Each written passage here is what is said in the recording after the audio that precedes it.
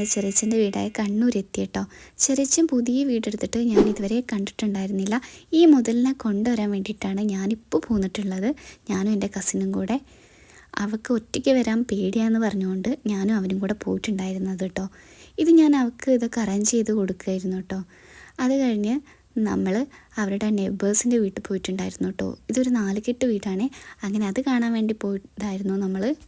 ഇനി നമുക്ക് കുറച്ച് പുറത്തൊക്കെ പോകേണ്ട ആവശ്യങ്ങളുണ്ട് കേട്ടോ.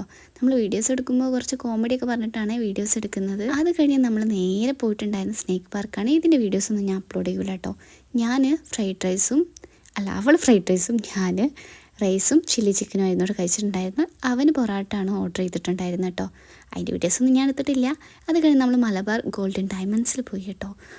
അടിപൊളി ജ്വല്ലേഴ്സ് ആട്ടോ, 3 നിലയിലാട്ട് ഈ ജ്വല്ലറുള്ളത്. ഇവർക്ക് ഹുഗാഡി കൊടുത്താൻ വേണ്ടിയിട്ടായിരുന്നു നമ്മൾ പോയിട്ടുണ്ടായിരുന്നത്. അങ്ങനെ നൈറ്റായപ്പോൾ നമ്മൾ തട്ടുകടയിൽ നിന്ന് ഫുഡും കഴിച്ചിട്ടാണ് പോന്നിട്ടുണ്ടായിരുന്നത്. ഇതിൻ്റെ പേരെന്താണെന്ന് എനിക്കറിയത്തില്ല.